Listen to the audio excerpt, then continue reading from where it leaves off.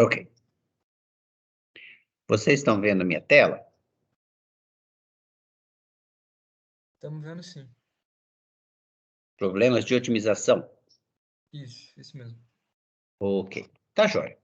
Olha só, a aula de hoje, ela deve ser bem tranquila. Por quê? A gente vai fazer aplicações do que vocês aprenderam até agora.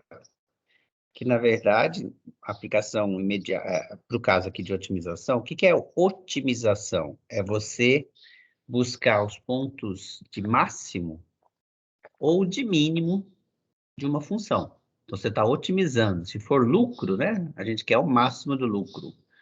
Se for prejuízo, a gente quer o mínimo de prejuízo. Né? Se for cobertura vacinal, a gente quer o máximo. Se for morte pela Covid, a gente quer o mínimo. Então, nesse sentido, que é o ótimo, ou é o máximo ou é o mínimo de uma determinada função diferenciável em algum intervalo, certo? Então, são aplicações. A gente vai ver 4 ou 5 exemplos aqui de aplicações da teoria de funções deriváveis, que a gente viu até agora, e o que caracteriza um ponto, ser um ponto de máximo local, a princípio, né, pelo menos, um ponto de máximo local de uma função ou de mínimo local. A gente viu que quando a função é derivável, esses pontos acontecem nos pontos críticos, quer dizer, dentre aqueles pontos que zeram a derivada primeira,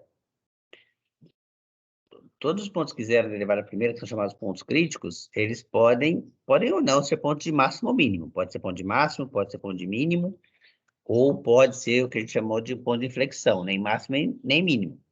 Mas se tiver um máximo e um mínimo local, ele vai ser um desses pontos, vai ser um ponto crítico.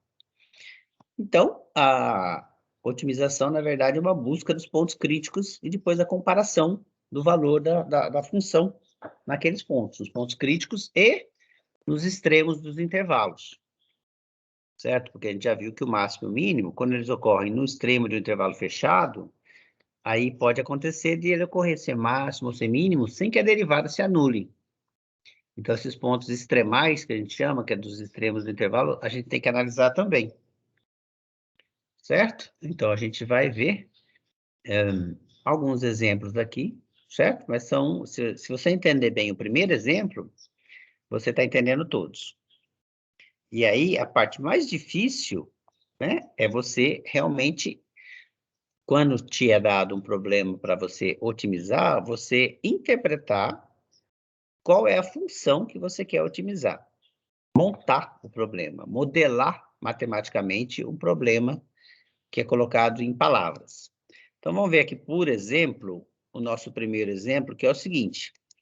Você tem um fazendeiro e ele tem 1.200 metros de cerca e ele quer fazer quer usar um pedaço do rio como limite do terreno dele, e daí nos outros 3 lados, como aí no desenho que vocês veem, ele quer colocar essa cerca de maneira que ele consiga a área máxima, certo? Então, ele tem 1.200 metros para cercar um terreno retangular, só que só 3 lados do terreno são necessários serem de fato cercados, porque o quarto lado é um rio. E ele quer cercar essa área, e ele quer, com essa quantidade de cerca, obter a área máxima. Então, um problema de maximização, otimização para o máximo, certo? Então, é o que eu disse, né? Depois que a gente montar o problema, escrever a equação, a gente vai só ter que... A receitinha de bolo é derivar e achar os pontos críticos e calcular o valor da função nesses pontos. A parte mais difícil é fazer aparecer uma função que represente aquilo que a gente quer otimizar, certo? E mais, olha só, pelo desenho aí, né? O desenho mostra aí um retângulo, os 2 lados menores perpendiculares ao rio a gente chamou de x, né? Eles têm o mesmo comprimento. E o outro lado, y, paralelo ao rio, certo? Então, é claro que a área desse retângulo é x vezes y. Mas x e y não podem ser 2 variáveis independentes. Por quê? Porque aqui a gente está estudando o cálculo 1. Cálculo 1 é funções de uma única variável real. Certo? Tudo que a gente falou, todas as funções que a gente estudou até agora, são variáveis, são funções de uma única variável. É um A de x, é um f de x, g de x, seja lá a letra que você usar, mas a variável é uma só. A nossa expressão para a área aí, ó, que está escrito embaixo desse slide, A igual a x vezes y, tanto x quanto y são variáveis. Então, essa é a primeira dificuldade que a gente tem. A gente tem que fazer aparecer uma função que modela o que a gente quer, uma função real, ou seja, ela assume valores reais, mas ela é uma função de uma única variável, tá? Então, é claro que a área é dada por x vezes y, mas isso não tá bom para mim, porque eu queria uma área que dependesse só do x ou só do y. Então, eu tenho que usar mais alguma informação que o problema está me dando para poder ou escrever y em função de x ou x em função do y.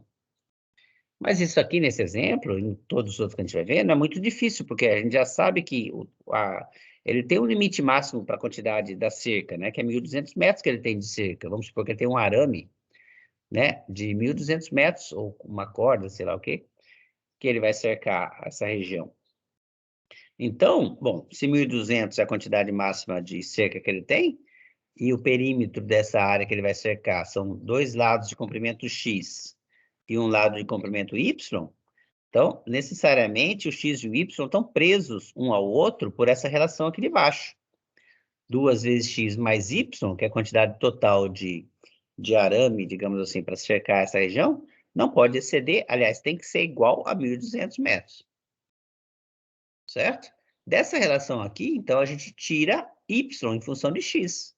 Se 2x mais y é igual a 1.200, então y claramente é 1.200 menos 2x. E a área, que era x vezes y, ficou x vezes 1.200 menos 2x. Certo? Agora eu tenho uma função de uma única variável, a de x, só depende de x. E, olha só, é claro que o x é o comprimento do retângulo, né? O comprimento desse retângulo que está aqui. Então, x é sempre maior que zero. E o x também não pode exceder 600. Porque se cada um desses x, tem um x do lado de cá e outro x do lado de lá, se eles forem maior do que 600, não sobra cerca para fazer o lado y. Então, o domínio dessa função que nos interessa é o domínio x entre 0 e 600. Então, eu tenho uma função aqui, bom, calhou de ser uma função de segundo grau, então a gente até sabe já achar ponto máximo, ponto de mínimo de uma função de segundo grau lá do ensino médio, mas o raciocínio que a gente vai fazer aqui serve para qualquer função derivável. Então, a gente vai seguir essa abordagem. Então, eu tenho uma função de uma única variável, é uma função derivável, e eu tenho o domínio de definição dessa função. E o domínio é um intervalo fechado. Então, a gente já viu por um teorema lá de trás que essa função assume máximo e mínimo nesse intervalo que vai de 0 até 600.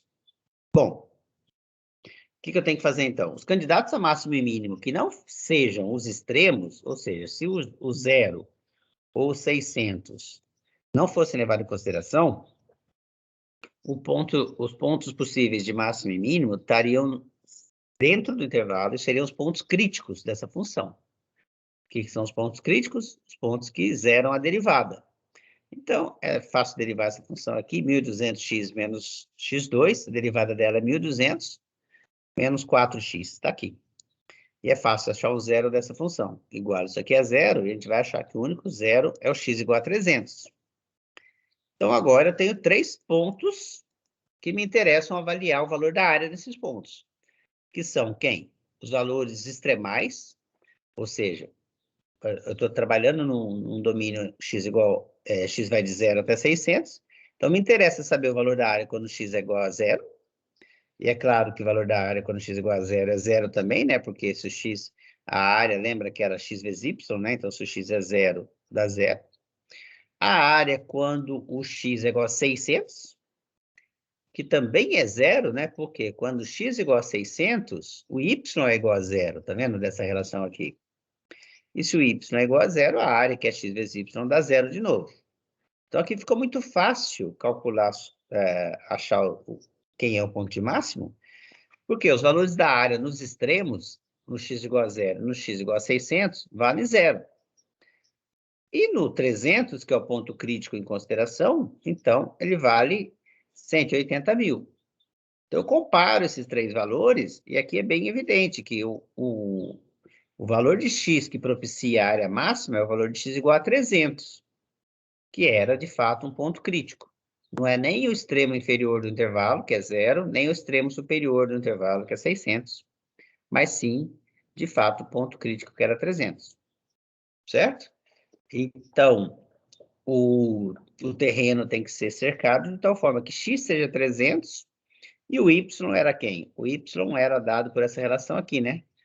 1.200 menos 2x. Então, se o x é 300, 2x é 600 e o y é 600. Então, as dimensões do terreno são x igual a 300 e o y igual a 600 nesse desenho aqui. Um retângulo de lado x igual a 300, y igual a 600. Esse é o retângulo que me dá a área máxima quando o perímetro está fixado, né? O perímetro é o tamanho da cerca. O perímetro está fixado em 1.200 metros. Tá claro o que a gente fez aqui? É importante que esteja claro o que a gente fez aqui, porque os outros exemplos que vão vir a seguir são muito parecidos. Marcelo, Fala. para quando o x é 300 e a área vai ser máxima ali, a gente tem um valor de máximo absoluto naquele intervalo. Naquele intervalo, sim. E aí o valor de mínimo absoluto é 0? O valor de mínimo absoluto é 0. É. Porque o mínimo absoluto, pensa aqui, ó, se o x fosse 0, certo? Você Uhum. podia, o seu terreno de retângulo, digamos assim, ele seria um retângulo, a gente chama um retângulo degenerado, né? Porque ele se tornaria uma linhazinha acompanhando o rio de x igual a 0 e y igual a 1.200. Você colocaria a cerca acompanhando o rio com x igual a 0. Que área tem isso? Área 0, Uhum. certo? Beleza, entendi. Ou o contrário também, se o x for 600, então aí você teria que colocar uma cerca perpendicular ao rio, de comprimento 600 na direção perpendicular, só que com y igual a 0. Então sua área colapsou, né? Sua área sumiu e virou 0, porque o retângulo ficou tão estreito que um dos lados virou 0. Perfeito, entendi. Obrigado. Tá joia? Então, a sua pergunta foi boa, porque às vezes, quando a gente elabora uma questão teórica, né? Sempre faz sentido a gente perguntar quem que é o máximo e quem é o mínimo da função no intervalo fechado, coisa e tal. Na prática, às vezes, fica meio forçado, porque o mínimo, qual que é a área mínima? A área mínima é a área 0, certo? Então, fica assim, você fala, poxa, mas o que é a área 0? Quer dizer, em vez de terreno retangular, você não tem terreno nenhum, você cercou, você só esticou a cerca paralela ao rio, né? Então, às vezes, você tem que... Se o problema está bem posto, que a gente fala, né? Bem colocado, então, matematicamente, a resposta que você vai obter faz sentido para o seu problema, certo? Então, por isso que esse problema aqui pergunta qual é a área máxima que você obteria. Se eu coloco esse mesmo problema na prova, né? E pergunto a área mínima, matematicamente faz sentido. A resposta seria que a área mínima é 0, né? Mas na prática, você vai cercar um terreno que você não vai cercar, né? Você só vai esticar a cerca ao longo margeando o rio. Então, tem que tomar cuidado, às vezes, quando a gente vai interpretar na prática um argumento matemático, certo? Tem um teorema lá que a gente viu, né? Que se a função é contínua no intervalo fechado, ela sempre assume máximo e mínimo. Beleza. Precisa ver se, quando a gente modela esse problema com uma função que representa alguma coisa da vida real, se esse máximo e esse mínimo fazem sentido, na verdade, na prática, né? Então, aqui, se a pergunta fosse pela área mínima, seria um problema meio vazio. Eu diria que estaria assim, mal colocado, problema mal posto. A pessoa que montou não teria prestado atenção nesse detalhe. Mas já, como não é o caso, né, em vez de perguntar a área mínima, ela pergunta a área máxima, então a coisa faz bastante sentido. Você tem Você tem uma corda para cercar um terreno e você quer cercar a maior área possível com essa corda. É isso que a gente está fazendo.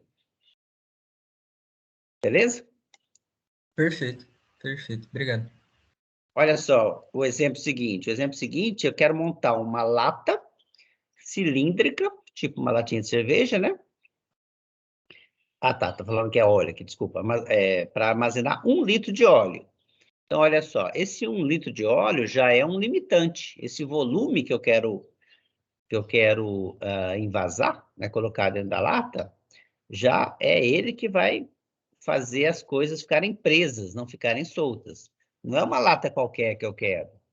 Eu quero uma lata cilíndrica para 1 litro de óleo, certo? E a pergunta é, quais são as dimensões dessa lata para 1 litro que me fazem gastar o mínimo possível, né? Que minimizam o custo do material.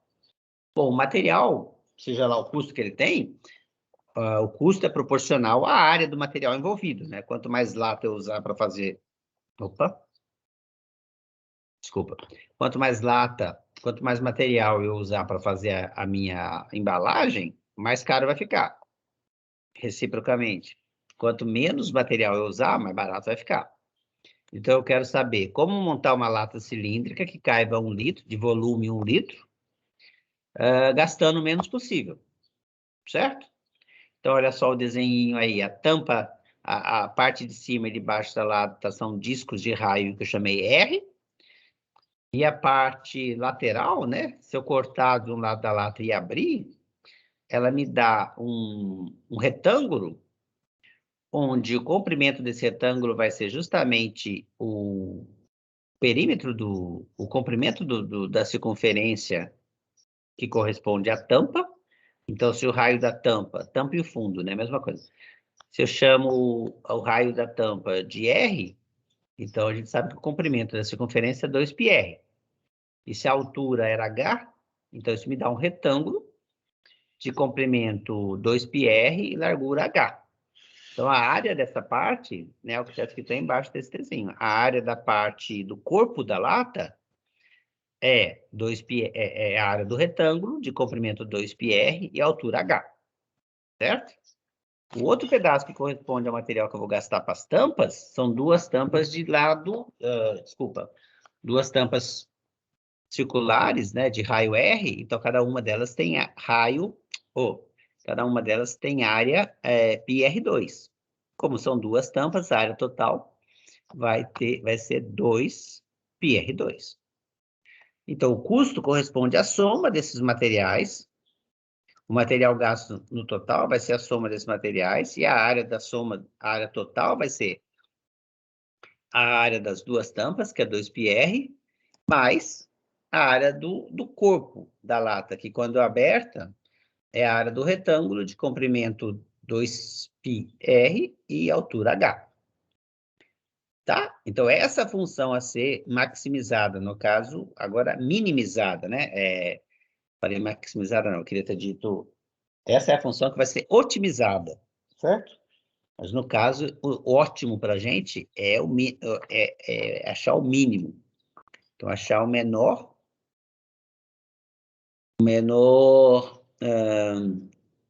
quantidade de material possível, ou seja, menor área possível, que me dá uma lata que caiba 1 litro de óleo. Então, a gente vai escrever as coisas todas aqui em centímetros, então a gente tem que lembrar que 1 litro corresponde a 1.000 centímetros cúbicos. E, então, como é que é o volume, né? Porque aqui, ó, de novo, eu tenho A, que é a área total, mas essa área está dependendo do raio e dependendo do H. Eu não posso, a gente aqui no cálculo 1 não trabalha com funções de 2 variáveis. Então, eu preciso ou tirar o H em função do R, ou tirar o R em função do H. Seja lá o que eu escolha fazer, a expressão que junta o H e o R é que o volume da lata é 1 litro. E o volume em centímetros cúbicos é 1.000. Então, 1.000 centímetros cúbicos tem que corresponder ao volume da lata. E o volume dessa lata, o que é? A altura, que é H, vezes a área da tampa. a área do cilindro, do círculo que serve de tampa, que é πr2. Então, o volume tem que ser 1000. E dessa relação, eu tiro, então, que o H tem que ser 1000 dividido por πr2. Aí eu volto aqui na expressão para o A e substituo o que eu acabei de achar para o H. E agora sim, deixa eu até aumentar um pouquinho aqui para vocês verem melhor. Dá para ver legal? Agora ficou melhor, né? E agora sim, ó, eu tenho uma expressão para o A em função só de R. A minha função A é essa aqui, dependendo da variável R, que é o raio. E o raio, ele é, em princípio aqui, né, ele tem que ser maior que zero, certo? Não tem como a gente conseguir uma circunferência de raio negativo. O caso zero também é meio forçado, mas a gente podia incluir ele aí só para a gente pensar que a gente está trabalhando no intervalo fechado. E, em princípio, o raio podia crescer arbitrariamente. Então, vamos ver como é que a gente faz para lidar com essa questão. Bom, de qualquer jeito, a gente achou a expressão para a função A, está aqui, certo? Uma função que agora não é uma função de segundo grau, tem um pedaço em R2, mas tem 2000 dividido por R aqui.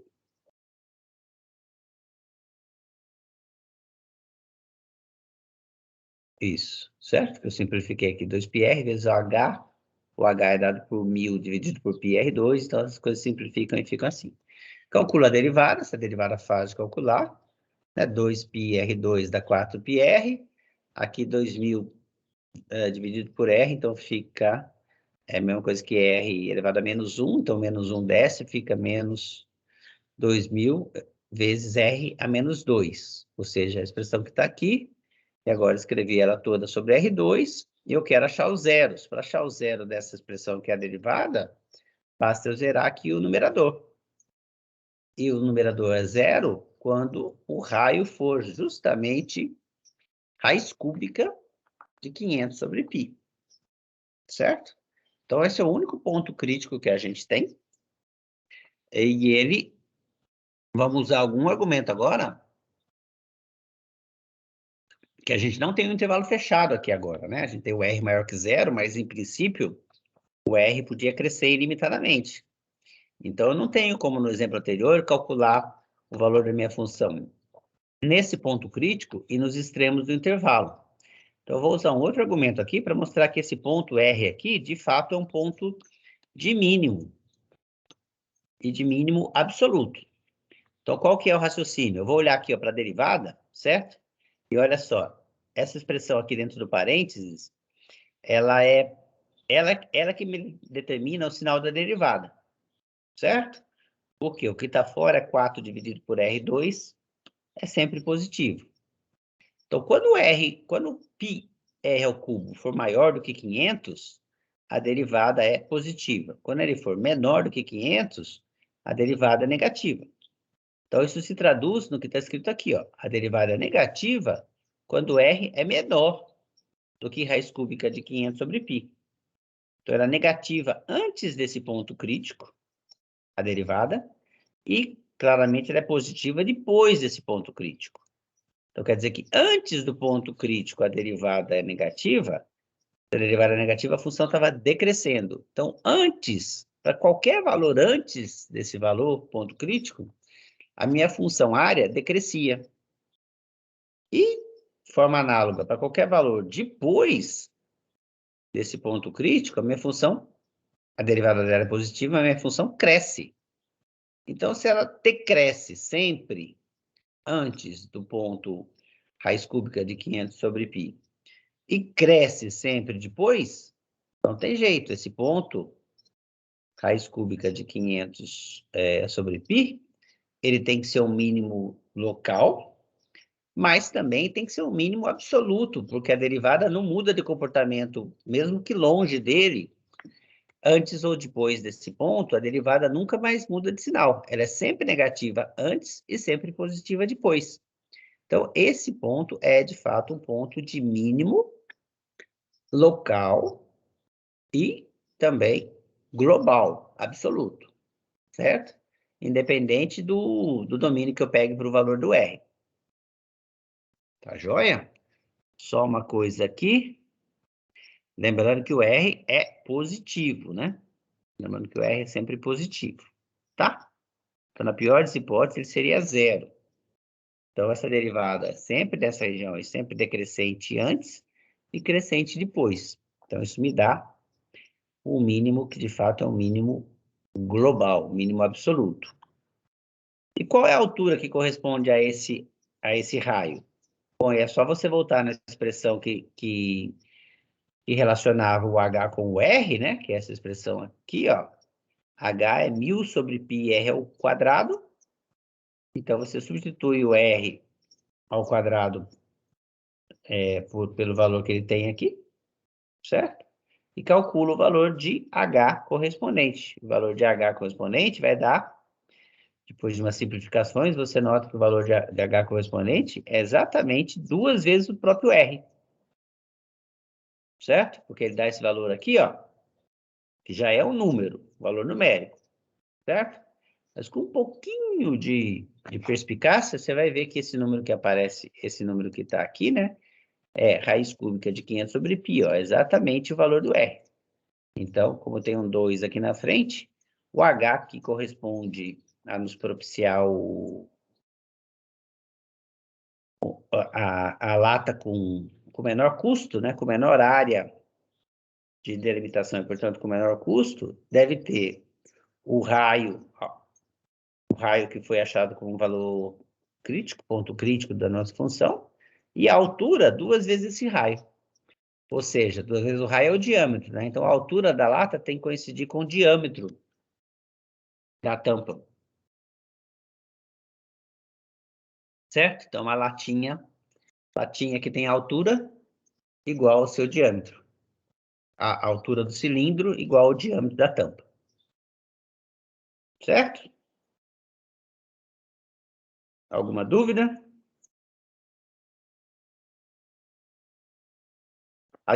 Qual a grande diferença entre esse exemplo e o anterior? A grande diferença é que aqui eu não tinha um intervalo fechado para trabalhar. Então, eu não tinha como calcular o valor da função, além do valor da função no ponto crítico, calcular o valor da função nos extremos do intervalo fechado, porque eu não tinha intervalo fechado. Não tem intervalo fechado. Então, eu precisei desse outro argumento sobre a derivada para justificar que aquele ponto, de fato, além de ser um ponto de mínimo local, ele é, de fato, um mínimo global. Tá bom? Terceiro exemplo. Esse é um exemplo menos prático, mais teórico, né? Mas ele também tem o seu valor. Já vou explicar já. Então, vamos supor que eu tenho essa parábola aqui, que é uma parábola deitada, ó, y² igual a 2x, certo? Ou seja, o x está escrito com função de y. Se você quiser, o x é y² sobre 2. Então, me dá esse gráfico aqui, que não é uma função, né? Y não é uma função de x. Mas, na verdade, seria o contrário. X, sim, que é uma função de y. Mas, independente disso, a gente não vai nem precisar dessas coisas. Vamos ver. Eu quero achar... elege um ponto aqui. O ponto 1, 4, que está aqui, ó. Ponto abscissa 1, ordenada 4. E eu quero saber, dentre todos os pontos que estão na parábola, nessa parábola deitada aqui, qual deles é que tem a menor distância até esse ponto 1, 4. Certo? Então, eu escrevo a fórmula para a distância aqui, ó. A distância do ponto 1, 4, lá, a gente já sabe dessa regra, ou então vocês já estão vendo com o Heleno também lá em geometria analítica, né?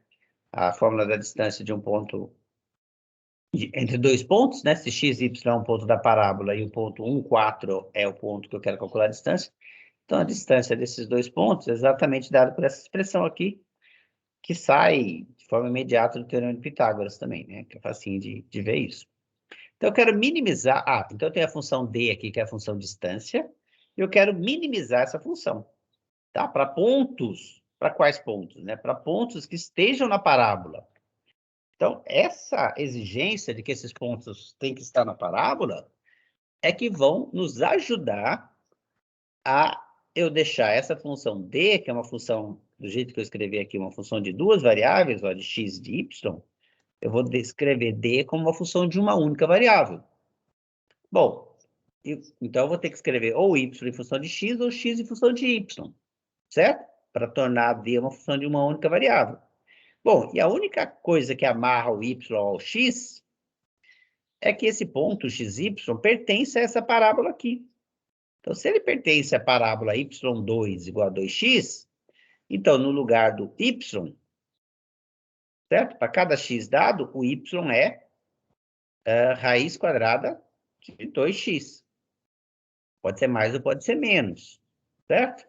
Pela visualização aqui, eu percebo que teria que ser a parte de cima da parábola. Então, o y positivo é o que me dá a distância menor. Ou também eu posso, para não nem passar por essa questão, eu posso, sem problema nenhum, substituir o x pela expressão dele. A expressão dele é, os pontos que estão na parábola têm expressão para x igual a y quadrado sobre 2. Então, eu posso vir aqui no x e colocar y quadrado sobre 2. Fazendo essa mudança, ou do x em função do y, ou do y em função de x, qualquer uma que eu escolha, eu vou poder escrever a minha função d como uma função de uma única variável, tá? Olha aqui o que foi feito. No caso aqui do nosso exemplo, ele substituiu o x pela expressão meio de y2, certo?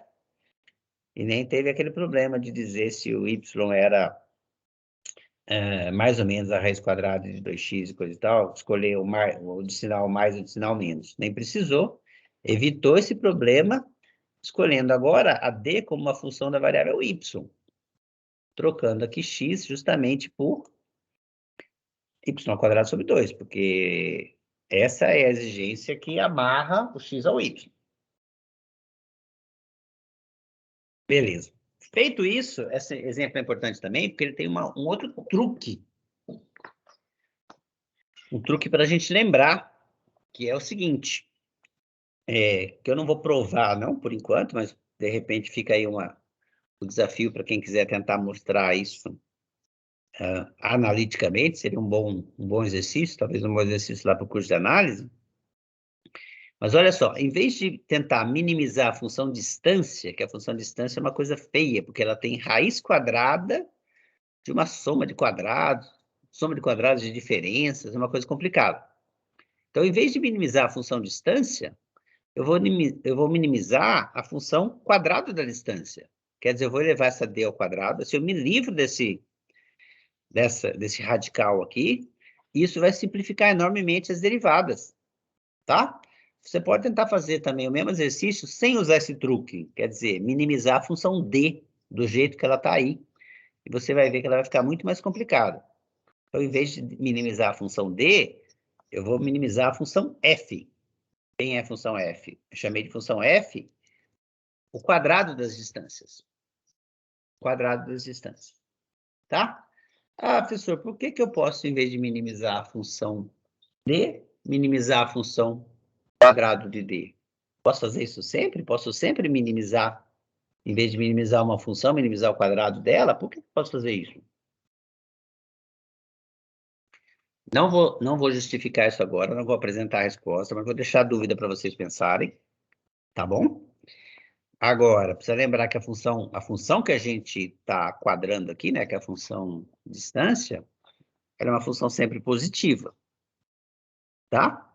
E outra coisa que vai botar uma luz aí na resposta dessa pergunta, vai deixar algumas pessoas bem curiosas, é o seguinte, quando você tem a função d ao quadrado, por exemplo, o que é a derivada de d ao quadrado? A derivada de d ao quadrado é 2 vezes d vezes d', certo? Então, igualar, achar os zeros da função d, achar os pontos críticos da função d e da função d ao quadrado, estão relacionadas por essa relação. Né? Como é que são a cara dos pontos críticos da função d ao quadrado em relação aos pontos críticos da função d, certo? Ou seja, se zero a derivada de d, qual a relação desses pontos com aqueles pontos que zeram a derivada de d ao quadrado? Quem é a derivada de d ao quadrado? A derivada de d ao quadrado é 2 vezes d vezes d', certo? E lembrando de novo que D é sempre positivo, que é a função de distância, maior ou igual a zero. Tá? Mas não vou... Vamos aceitar isso aqui, fica a curiosidade. Quem não conseguir fazer, fica curioso, me pergunta depois, ou pergunta para o monitor, ou conversa com outros amigos aí, mas pode me perguntar para sanar a dúvida, mas por enquanto eu vou deixar vocês pensarem. De qualquer jeito, fica muito mais fácil eu calcular os pontos críticos da função d ao quadrado, ó, porque a função d ao quadrado é essa aqui. É um polinômio de grau 4, né? Na variável y. Polinômio de grau 4, ó, tem y2 aqui ao quadrado e tal.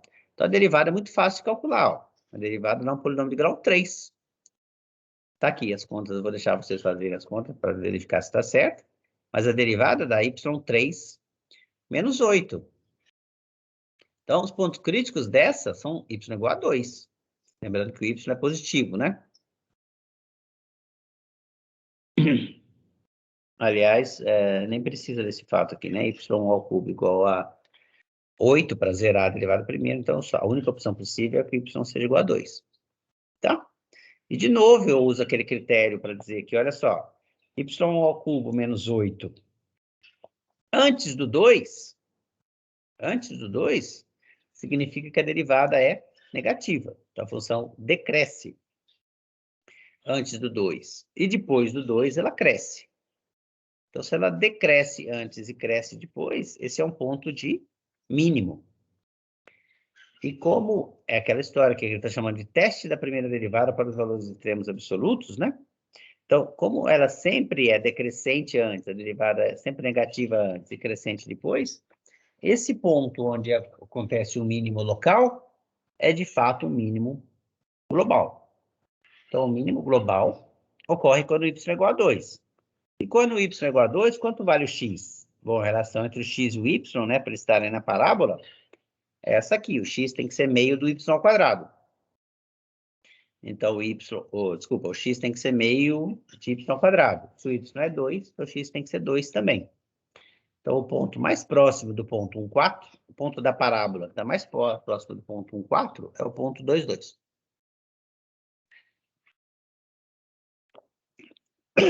Ok?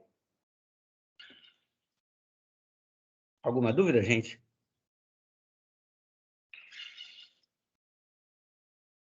O próximo exemplo é um exemplo clássico, tá? Ele aparece, acho que praticamente todo livro de cálculo eu vejo esse exemplo lá, tá?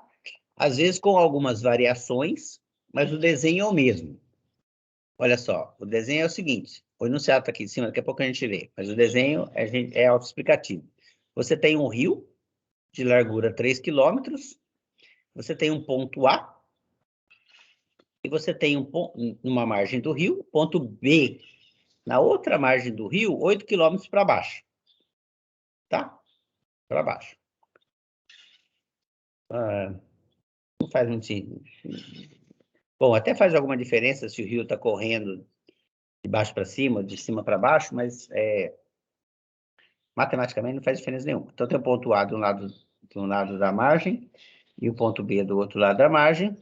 E você tem, a pessoa tem que sair do ponto A e ir ao ponto B, então ela tem que atravessar o rio e depois andar, né? Ela tem que atravessar o rio. Então, ela pode simplesmente atravessar o rio direto de A até B com o barco, certo? Só que você tem velocidades diferentes, né? Quando você está dentro do barco, a sua velocidade de travessia é uma. Se você atravessa o rio em linha reta, que de A até C, chega na outra margem, e daí você anda a pé, ou correndo, seja o que for, todo o percurso em terra, a sua velocidade em terra, em geral, é bem maior do que a sua velocidade na água, no bote. Né? A não ser que você esteja com uma lancha super potente, mas se você tiver que remar um barquinho, então você tem velocidades diferentes.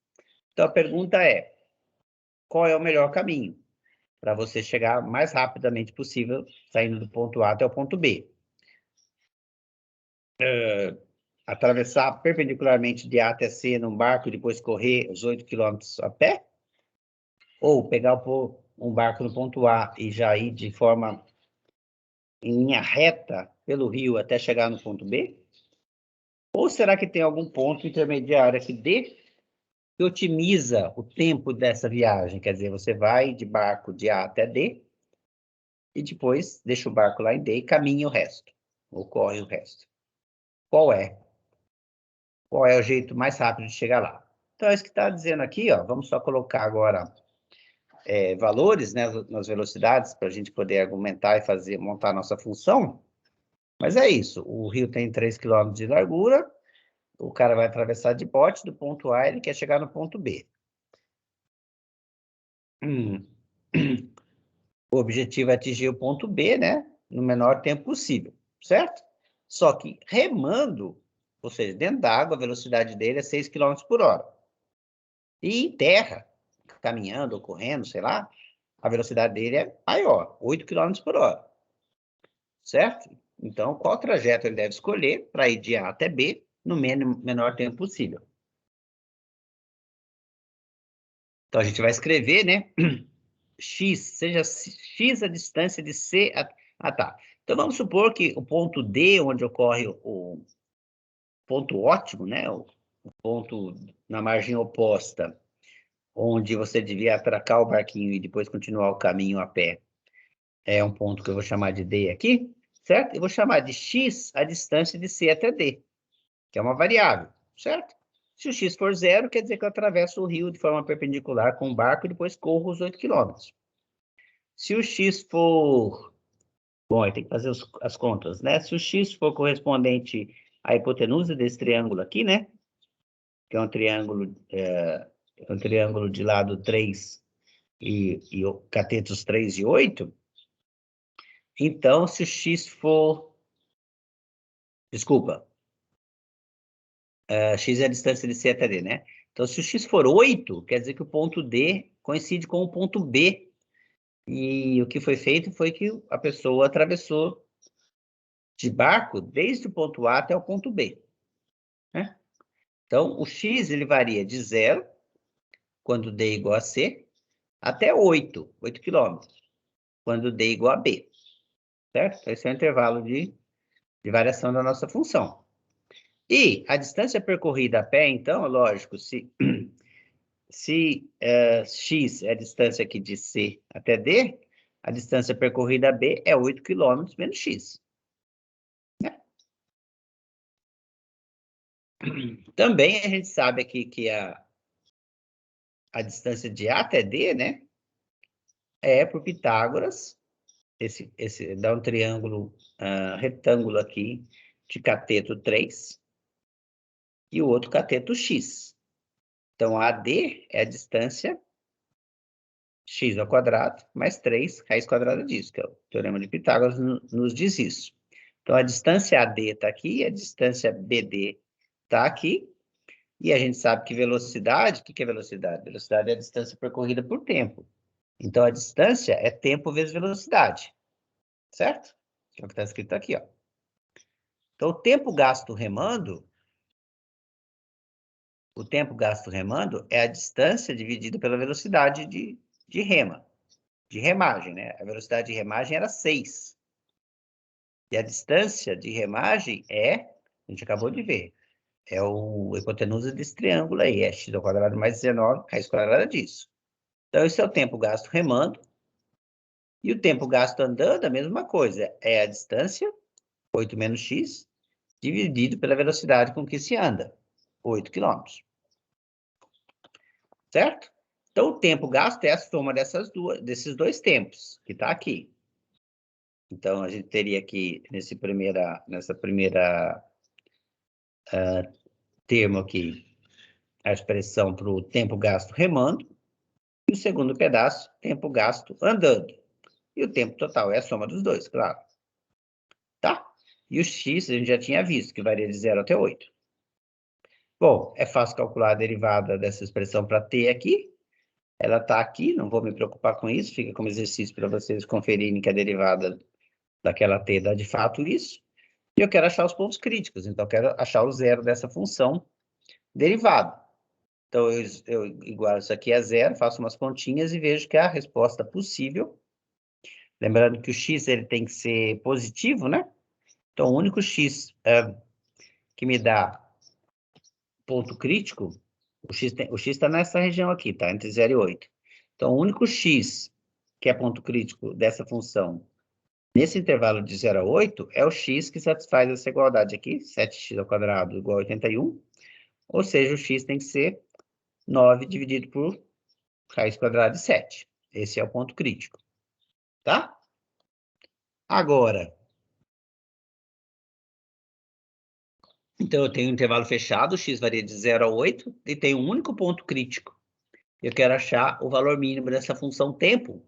Então, o que eu faço? Eu pego a minha função tempo, que está escrita aqui, calculo nos dois extremos do intervalo, quer dizer, no 0, está aqui, no 0 dá 1,5, no 8 está aqui, dá 1,42, e no único ponto crítico possível, que é esse 9 sobre raiz de 7. E me dá 1,33, certo? Então, desses três valores aqui, qual é que me dá o tempo mínimo?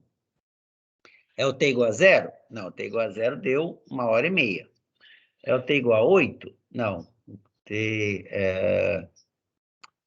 igual a 8 deu 1,42 horas. E o ponto crítico, que é o 9 sobre raiz de 7? Ah, esse deu 1,33 horas. Quer dizer, 1h01. 1h20, mais ou menos, né? Aproximadamente. Certo? Então, o mínimo, o x que me dá o tempo mínimo para eu chegar de A até B é fazer o seguinte. Eu ando... lembrando que x, né, é a distância do C até o D, né? Eu remo, eu atravesso de barco do ponto A até chegar na outra margem do rio, no ponto que dista do ponto C. O ponto C é o ponto imediatamente em frente ao ponto de saída, na primeira margem do rio. Então, eu vou de barco até a segunda margem do rio, até um ponto X, que mede exatamente 9 sobre raiz de 7 do ponto C. E depois eu caminho o resto. Certo? Caminho o resto. Que é o que está escrito aqui. Ó. Dessa forma, o homem deve aportar o bote no ponto 9 sobre raiz de 7, aproximadamente 3,14 quilômetros abaixo de onde ele saiu, e seguir o resto andando. Tá? Isso me dá o ponto de tempo mínimo. Torna a minha viagem mais curta. Ok? Alguma dúvida?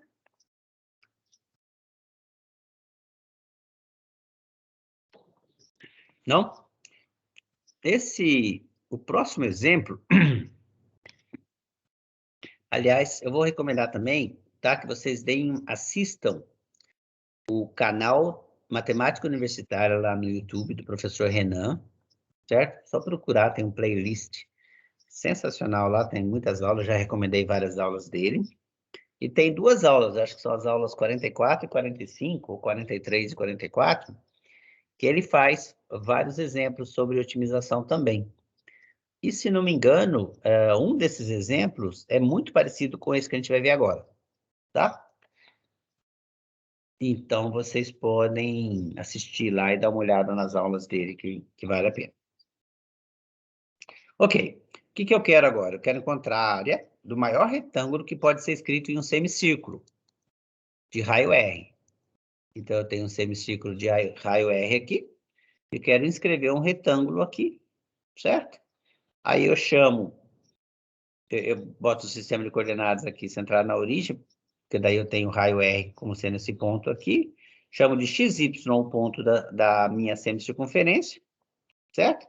E esse retângulo, claramente, vai ter um dos lados com comprimento 2x e o outro lado com comprimento y. Se vocês pararem para pensar um pouquinho, isso é muito parecido com aquele primeiro exemplo lá do delimitar uma área, né? A área máxima, sabendo que eu tenho o que eu tinha lá, um comprimento de cerca de 1.200 metros, né? Só que aqui eu não tenho o que relaciona o x e o y, não é o perímetro desse retângulo, certo? Que era 1.200 metros lá. Mas sim o fato de que x e y estão nessa semicircunferência. Se eles estão nessa semicircunferência, eles satisfazem uma igualdade que os prende, né? Que relaciona o x e o y. Deixa eu só ler o enunciado aqui que eu pulei, né? Mas é exatamente isso que eu tinha falado. Encontra a área do maior retângulo, então eu quero o retângulo de área máxima, certo? Que pode ser inscrito num semicírculo de raio R. Então, se ele é um semicírculo de raio R, a relação entre x e y é essa aqui. X ao quadrado mais y ao quadrado igual a R2. E daqui eu tiro y em função de x ou x em função de y. Certo? A área desse retângulo vai ser 2x vezes y. Então, eu tiro y em função de x ou x em função do y. A minha função área se escreve como uma função de uma única variável assim. Aqui eu tirei o x com o y como função do x, né? Tá aqui a relação do y com função de x e substituir ali. Então, agora eu sei que o x está entre 0 e r, né? Porque se o x for... O x não pode ser menor que 0, né? Porque justamente pelo meu desenho aqui, eu estou chamando de x, é um ponto aqui, né? O primeiro quadrante que está em cima da circunferência. E o x é a abscissa desse ponto. Então, o x está sempre... o intervalo de definição do x é visível. Ele não pode ser menor do que 0 e não pode ser maior do que r. Então, o intervalo de definição é x entre 0 e r, intervalo fechado. A função a ser otimizada é essa aqui. No caso, ela é maximizada também, né? Eu quero achar a área máxima. Então, não tem o que fazer, só seguir a receita. Deriva, certo? Deriva, acha os pontos críticos. Na verdade, aqui a gente vai achar um único ponto crítico, de novo, porque o x é positivo, certo? A relação entre o x e o r para dar a derivada igual a zero é essa aqui, mas lembrando que o x é positivo, então só tem uma escolha. O x é igual a raiz de 2 vezes r. Então, esse é o ponto crítico, certo? E aí eu calculo a minha função a nos extremos do intervalo fechado. Se você olhar aqui, o a de 0, o x vai de 0 até r. Quando o x é 0, o a é 0. Quando o x é r, o a também é 0, porque 0 é esse pedaço aqui de dentro. Então, o ponto crítico, que não é nenhum dos extremos, nem o 0 nem o r, ele me dá o máximo da função. Certo? E a área máxima da função é a desse ponto. Então, o x igual a raiz de 2 vezes r é o ponto que me dá a área máxima. E a pergunta, então, e qual é a área máxima? A área máxima é a desse ponto. Aí é só substituir r sobre raiz de 2 na expressão da a, que está aqui, ó. Substitui x como r sobre raiz de 2, simplifica algumas coisas aqui, e você vai ver que a resposta da área máxima é aqui. A área máxima desse retângulo tem que ser r ao quadrado. Certo? Continha só. Alguma dúvida?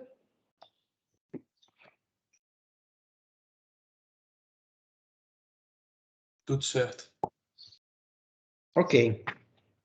Então, esse último exemplo eu vou deixar como exercício para vocês, tá? É mais do mesmo, só que aqui é uma aplicação à economia. Então, ele introduz alguns termos, algumas expressões para a gente contextualizar o que a gente está falando, né? Então, vai falar em preço, em lucro, em demanda e coisa e tal, mas a ideia é a mesma coisa. Então, se eu estou mexendo com preço, né? Se eu quero ou minimizar prejuízo ou maximizar lucro, certo? E então ele faz a apresentação aqui, vou deixar para vocês fazerem. Faz a apresentação aqui de alguns termos, função preço, função demanda. E na prática, receita, né? O que é receita? Receita é a quantidade, é quanto você ganha. Então, se você está vendendo um determinado produto a um preço P, e a quantidade de produto que você vende são X produtos ao preço P, então a receita é esse valor total. X vezes P de X, tá? Então, ele só faz a apresentação aqui e depois fala da receita, do lucro, função custo. Então, lucro é quanto é a receita menos o custo, né? E finaliza aqui com um exemplo de verdade, certo? Então, o exemplo de verdade para vocês brincarem. Uma loja vende 200 aparelhos de TV a R$350 cada. Só que aí, então, você precisa que a função lucro dependa de uma única variável, então tem essa exigência aqui. Foi verificado que para cada R$10 de desconto, o número de aparelhos que se vende a mais é 20 por semana. Quer dizer, A cada R$10 de desconto, a loja vende 20 unidades a mais por semana. Então, é claro que, aumentando a quantidade de descontos de R$10, ela vai vender mais por semana. Só que deve ter um ponto ótimo aí, porque ela não pode aumentar indefinidamente a quantidade de descontos de R$10, porque em algum momento ela vai, né, estaria dando os aparelhos de TV, né? Então tem um ponto aí que maximiza esse lucro. E a pergunta é justamente essa: qual é o desconto que deve ser oferecido pela loja para que ela maximize a receita? Tá? Tá feito aqui. Mas eu vou deixar para vocês. Seria legal que vocês tentassem fazer sem olhar na resposta, tá? E depois conferir aqui que a solução de vocês é de fato, bateu de fato com o que está feito aqui. Beleza? E com então eram 5 exemplos, esse quinto eu vou deixar para vocês tentarem fazer, mas façam, tá? Por favor, façam, se tiver dúvida, procurem. Não deixe de fazer, ok? Procurem a mim, procurem monitor, procurem colegas, o livro-texto. Esses são... Todos os exemplos que foram apresentados aqui são exemplos bem padrão. É muito fácil de achar em qualquer livro de cálculo. Certo? Com exceção desse último, que é mais aplicado, né? Mas, em geral, também, nos livros de cálculo, hoje em dia, eles apresentam seções com aplicações bem específicas em determinadas áreas. Então, na economia, por exemplo, que é o caso aqui, não é difícil achar exercícios desse tipo em qualquer livro de cálculo. Tá bom? Mas se tiverem dúvida, me procure. Era isso que eu tinha para falar, a aula não era muito longa, são vários exemplos do mesmo tipo de coisa, a gente está fazendo o mesmo tipo de coisa, certo? O que a gente está fazendo? Modelando o problema que a gente quer através de uma função matemática, escrevendo essa função matemática como função de uma única variável, de preferência, se a gente conseguir num intervalo fechado, né, da variável da variação, da variação da variável livre. Então, o x varia de A até B, um intervalo fechado. E aí, uma função derivável, a gente deriva, acha os pontos críticos e calcula o valor da função no ponto crítico e nos extremos do intervalo. Compara os valores obtidos, e aí pega o que dá o valor maior, se eu estiver procurando o máximo, ou pega o que dá o valor menor, se eu estiver calculando o mínimo. E é isso que a gente fez em basicamente é isso que a gente fez em todos os casos. Ok? Alguém quer falar alguma coisa? Perguntar? Não, tudo certo, professor. Tiago, tudo certo? Caê, Clara, Hugo, Jordan, Aishan. Tranquilo. Tudo certo. Tudo certo? Então tá. Então, é isso aí. Por hora, ficamos por aqui. Semana que vem. A prova de vocês é sexta-feira, né? Se não me engano. Isso.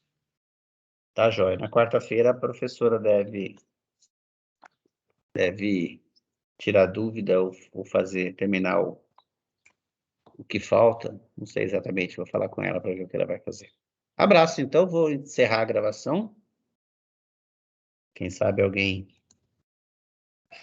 perca a timidez e queira perguntar alguma coisa. Cadê? Gravação. Parar a gravação.